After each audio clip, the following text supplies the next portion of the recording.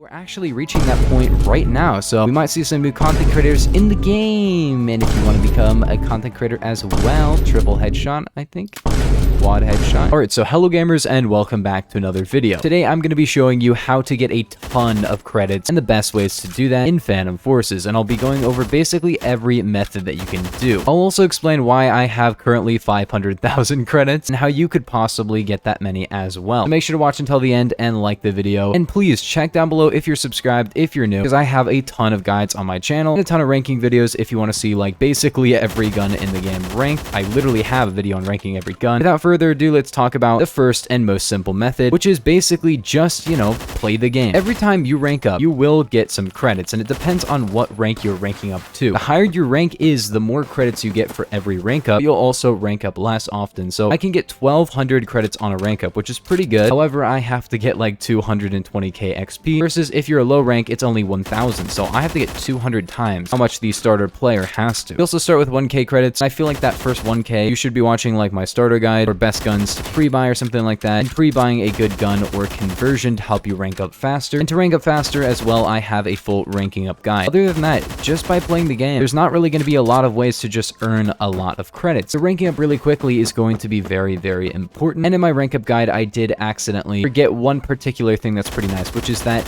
when you unlock a new attachment on a gun, you actually get bonus XP. So if you want to rank up faster, use different guns. You can get those starter attachments that aren't too many kills apart and get more XP. But next up, we have case unboxing. Cases will not always give you a profit, so this is a very high risk, high reward strategy. You can make a lot of credits, you can lose a lot as well. So overall, I wouldn't really 100% recommend this. As you can see, $360 to purchase a case, and I probably got maybe 50 back. And I have a guide on how to get legendaries and melees, which you can check out on my channel. But the best way to make a lot of profit is actually to purchase starter 1 cases. Not only are they tied for all the other tier 1s as the most cheap ones, except for camo, cuboid, and tribal cases, they are the cheapest, but also they have a customizable, and a customizable is very important because a customizable skin will sell for more. So what you want to have is a lot of starter cases, and as you can see, I'm rolling all my cases. I got 2 legendaries. Legendaries are going to sell for quite a bit. You're going to want to get as few commons as possible, but keep in mind, this is going to be all RNG, so you got to be really careful. However, you don't necessarily have to buy cases. There's a simple way to basically passively get cases, and that is 1, play well and play the objective, and 2, log in every day. And logging in every day is actually a lot slower than you would expect. You don't necessarily have to even log in every day, but if you want the reward, yeah, you can. I think it would be cool if you got a case and a key for the same type every single day and got basically a free skin a day. If you don't get that, that would actually make the progression in this game a lot quicker, at least for buying stuff, which would be pretty nice, I'm not gonna lie. But regardless, every single day you log in, you get 1 case or 1 key. It can be either, and it can basically be any tier, which is pretty cool, right? However, you need both a case and a key to unlock a case. So you're gonna have to either wait until you get both from drops or buy the thing you're missing, whether that be the case or the key, which is actually not as effective as just straight up buying starter cases. Basically, only buy starter cases. Don't buy the cases or keys you're missing unless they're tier 1s, because then they'll be pretty cheap. But if you're buying a missing key for like a tier 4, it's gonna cost like 400, which is gonna cost as much as buying 2 cases and keys for a starter, which is, not gonna be really that great considering the skins don't sell for that much more. And secondly, you actually get a case or key on every game you win. This will be at least every 15 minutes of playing, and like at most, maybe even every 5 to 7 minutes of playing, because it really depends on how quickly you win the game. So if this is objective play, such as capture the flag or something, capture the flag. If this is something like King of the Hill, take the hill. If this is hardpoint, maybe just skip it, because hardpoint kind of sucks. But you can camp on the hardpoint and hardpoint. I just don't really like that game mode, so I'm not really going to do that. But if you wanted to, you could basically play the objective on every single one. Not only is that pretty fun, I really like playing objective in this game, but also you get bonus XP 400 there, and that means you also rank up faster. So this will be kind of like a double thing. You'll get more points and you'll have more fun, so kind of a triple thing, because you also will get more drops, and more drops equals better. Sure, you can win games just by playing, but if you want to win basically every single game, hard play objective, get good at the game. If you do that, you'll win basically every game, because rarely will people hard play the objective. I don't know why, because I find it to be pretty fun. Don't go to camp on the objective, just every time you see a point, like take the point, and that's it.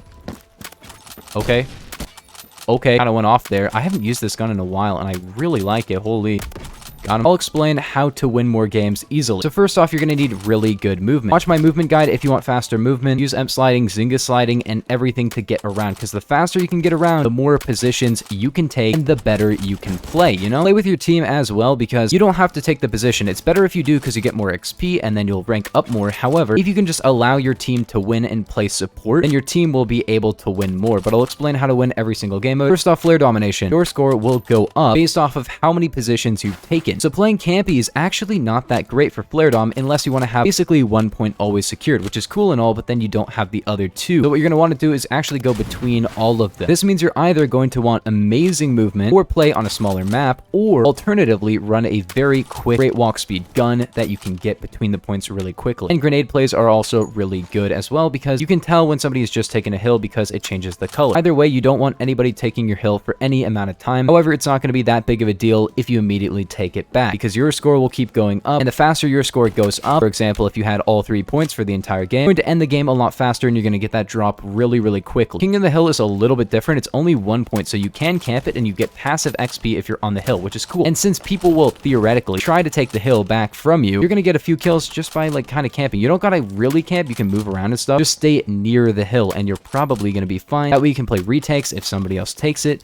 And if you die, you don't really gotta worry too much, because you can squad deploy or just run straight to the hill. It'll have 600 points on the scoreboard, and basically it will make the other team's points go down if you have the hill. Staying on the hill isn't really going to affect how fast you win the game or anything, but yeah, you can camp if you want to. I just don't really recommend it because it's not as fun and you don't get as much XP as if you're playing both objective and for kills. You're gonna want to go for a little bit of kind of a mix between playing objective and playing for kills, because if you're getting only objective, yeah, you're gonna get a lot of points, not as much as you could if you went for a few kills while you were playing the objective. So a good mix is really how you get the most XP, the most rank ups possible. Try to get kills as well. If people are constantly hard pushing the hill, yeah, you can camp, because you'll get a few kills as well. But just camping on the hill, especially indoors, is not gonna... Dude, I tagged him. It's not gonna be that great, because people can just throw a nade and kill you, so it's not really that great. Next up, I'll talk about capture the flag, and then hardpoint, and then kill confirm, and tag run, because all of those have a little bit of different strategies as well. Capture the flag is somewhat simple, except it does have a caveat of if your teammate has the flag, don't wait for him to die and stay on the flag. It doesn't matter who takes the flag, you know? You get XP if somebody else takes the flag. Not as much as if you took the flag, but still a nice bonus of XP, and you win the game faster. So what you're going to want to do actually is not wait for your teammate to die. It's to actually go meet up with your teammate, spawn on your teammate if he has the flag, and help him. He'll appreciate it. You'll win the game faster. You'll get more drops, more XP, more money, everything like that. That's more important, and it's more fun. But of course, if your team sucks and they're not taking the flag at all, play super aggressive and capture the flag. That's one of my favorite parts about capture the flag, as well as the fact that the game is only 10 minutes long, which is kind of annoying for like playing the game. But if you want the game to end fast, that means basically just capture the flag one time, wait 10 minutes, and you're good. As long as the other team doesn't take the flag, then you win by default basically. But don't just like camp on your flag unless you really wanted to, because if you get all 5, think about it, that's like 2500 XP, and you can make the game end in just a few minutes if you're very good. So equip like bare fist or brass knuckle or something, walk as quickly as possible and try to take the flag. Or if you're actually like facing people who are good, and maybe take a high mobility SMG. That way you can defend yourself while running with the flag. It's cool because this isn't like Halo or anything. If you're holding the flag, you can still use your gun. It's kind of cracked. You get the same movement and everything. Now, hardpoint is a little bit different. It does actually kind of promote camping, because you only get hardpoint points if you're on the objective actively. If you leave the objective, it will actually stop either team from getting any points. It'll go back to a white objective. And the more teammates you have on the objective, the more points you get. So having a couple of friends and just camping actually might help. And that'll be pretty fun as well, because I feel like people don't really push the hardpoint too much, but enough that it will be pretty fun to defend it, especially with friends. You'll win faster and it'll be really fun. The hardpoint will move every like, I don't know, 45 seconds or something. You'll have to move every once in a while, which is cool. That makes the gameplay not super stagnant, but like hardpoint is not really a very liked game mode. Kill confirmed is a bit different. It promotes extremely fast gameplay because you want to actually be killing people only in CQC so you can immediately get their tag. You don't want anyone to deny your tag, because you won't actually get your point on the scoreboard unless you secure the tag. And rejecting other people's tags from the other team is also a great strategy, and they won't get the point either. So overall, when it comes to kill confirmed, you want to play CQC and always get your tag right away. That way you'll win faster and you'll get a lot of XP. Kill confirmed is a great opportunity to get a lot of XP. Honestly, it might be the most out of any. It depends on how good you are. If you're getting a lot of kills, it'll be amazing. Basically like 50 bonus on every kill. Last up, we have tag run, and of course there is TDM, but like it's TDM. Just play the game and get kills and stuff, and it'll be fine, you know. Also, do not ever vote for TDM. You don't get as many points. Literally, you just don't get as many points. As you can see on the leaderboard, there is a streak. Streak means how many kills you have gotten without dying. That is a very, very cool marker if you want to see a great kill streak that you're on, but also if you want to see what great kill streaks other people are on. Because in tag run, unless you die or drop off your tags will stay on you, and if you're killed, you'll drop all of them. And if you're able to kill a guy who hasn't redeemed his tag, you'll get a massive amount of XP depending on how many they have. I'm talking like, in some cases, multiple thousand XP on a single kill, which is amazing. You could rank up like 3 times on a great kill in tag run. The only downside is that you're not really going to find too many amazing players who are going to be on those amazing kill streaks. However, do keep an eye on your leaderboard. Look for people with a great streak, and if you find them, make sure...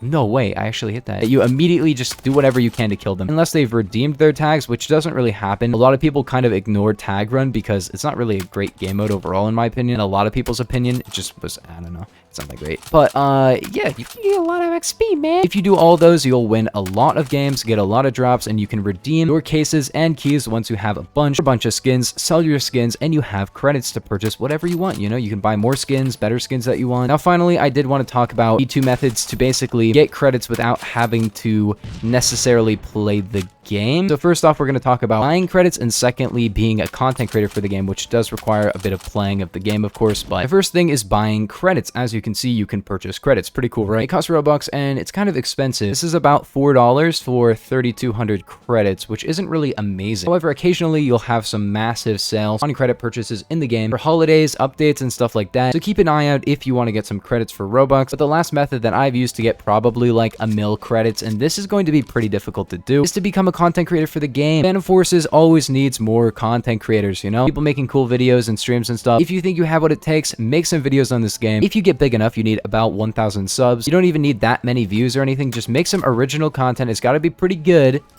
Gotta try to make something super original. I don't recommend you just like every video on my channel and remake it, because you'll probably get into some trouble. But if you're making original videos, you might get content creator. There's a few people in the PF community who are actually reaching that point right now. So we might see some new content creators in the game. And if you want to become a content creator as well, triple headshot, I think.